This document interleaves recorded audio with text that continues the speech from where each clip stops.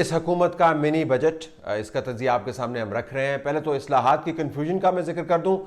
बताया गया कि ये मिनी बजट था, फिर जब तकरीर शुरू हुई तो उन्होंने कहा कि मिनी बजट नहीं है, ये इस्लाहात का पैकेज है। इस्लाह से मुराद ये है कि आपने निज़ाम के बड़े बड़े फ्लॉज को दूर करना होता है।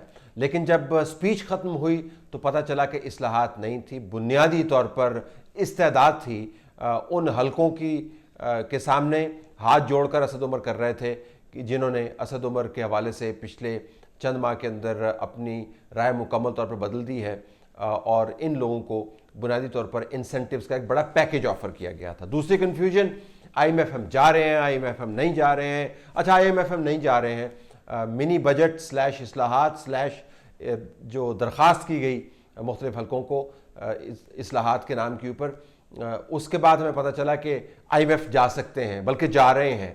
और कब जा रहे हैं इसके ऊपर मुकम्मल तौर पर कन्फ्यूजन मौजूद है। तो तीन तो ये कन्फ्यूजन हो गए। अब ये मिनी बजट या इस्लाहात या इस जो दरख्वास्त है वो है क्या? बुनियादी तौर पर टैक्स एग्जेम्पशंस हैं, मैसिव पैमाने के ऊपर टैक्स एग्जेम्पशंस हैं। उसकी बुनियाद जो भी बनी, लेकिन आपको स्टॉक मार्केट के ऊपर टैक्स नज़र आता है, आपको बैंकिंग के ऊपर टैक्स नज़र आता है, आपको नॉन फाइलर्स को एग्जेम्पशन दे दी, छोटी गाड़ियाँ ख़रीदने के ऊपर कह रहे हैं अगरचे हम आपको थोड़ा सा चार्ज ज़्यादा करेंगे। आपको इंपोर्ट्स की जो लिस्ट है उसको रिवाइज़ करते हुए नज़र आते हैं, इंपोर्ट ड्यूटीज़ कम करते हुए नज़र आते हैं, ये कहते हुए कि हमने इंडस्ट्री को स्टेबलाइज करना है। आपने दुकानदारों को और छोटे कारोबारी लोगों को बेतहाशा एग्जेम्पशंस दी हैं।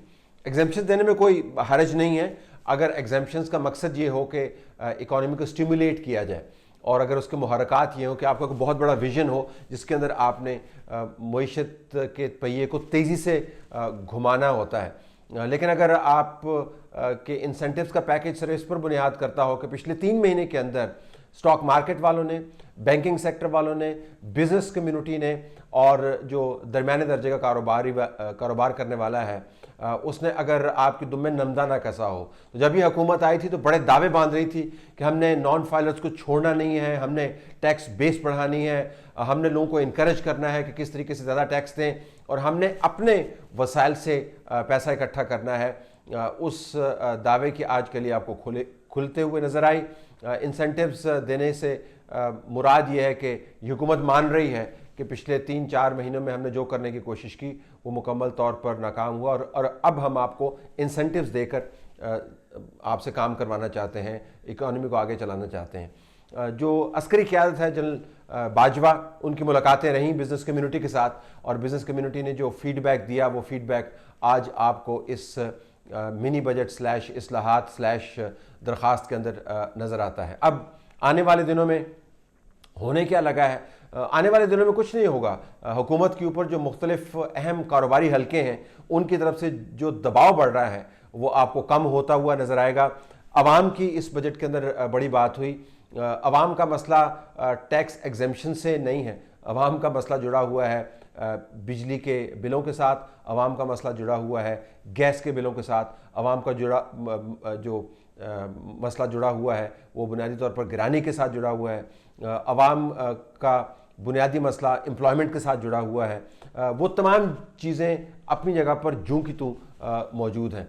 और फिर ये कि हमें हैरानी ये भी होती है जब इस किस्म की इस्लाहात के पैकेज की हम बात सुनते हैं कि हुकूमत को अब ये ख्याल हो गया है कि उनके जेब के अंदर पैसे आ गए हैं, UAE की तरफ से पैसे आ गए हैं, सऊदी अरब की तरफ से पैसे आ गए हैं, कतर की तरफ से इंसेंटिव्स का पैकेज आ गया। तो अब वो कह रहे हैं कि जी अब हमारे पास चूँकि पैसे आ गए हैं तो हम पर जो दबाव सियासी तौर पर पड़ रहा था उसको हम वक्ती तौर पर उसे छुटकारा हासिल करें। तो ये एक बहुत बड़ा पॉलिटिकल मैनूवर किया गया है।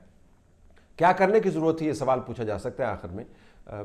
हमें क्या वाक़तन ये तमाम पापड़ बेलने की ज़रूरत थी, इंसेंटिव्स देने की ज़रूरत थी? हमें तो हैरानी होती है कि जब हम ये तमाम प्लानिंग सुनते हैं, क्योंकि उस प्लानिंग की ज़रूरत नहीं थी। हमें तो मुल्क के अंदर से $10 बिलियन जो जा रहा था, हमने लोगों को पकड़ना था गिरबान से, उनकी जेबों से $10 बिलियन चोरी का निकाल कर ख़जाने के अंदर डालना था, और हमें कुछ करने की ज़रूरत ही नहीं थी।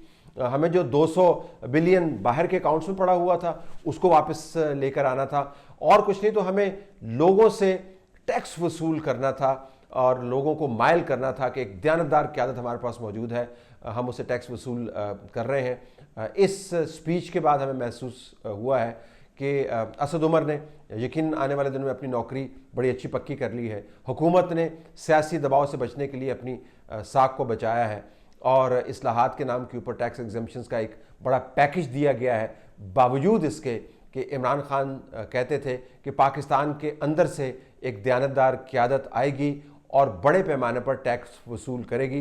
टैक्स वसूल नहीं कर रही, हुकूमत खुद एग्जम्पशंस दे रही है। सिर्फ मर मर के 4,000 अरब रुपया पाकिस्तान में इकट्ठा होता है। मैं आज आपके सामने दावा कर रहा हूं 8,000 अरब रुपया हर साल इंशाल्लाह इसी कौम से इकट्ठा करके दिखाऊंगा आपको। मैं आज आपके सामने दावा करता हूं, ना आपको कर्जे लेने पड़ेंगे, ना आपको भीख मांगनी पड़ेगी, ना आपको जलील होना पड़ेगा, ना आपको मकरूज होना पड़ेगा, ना आपको अपनी आजादी खोनी पड़ेगी, ना आपको झुकना पड़ेगा किसी के सामने। यही कौम को इंशाल्लाह पैसे अपने पैर पर खड़ा करूंगा।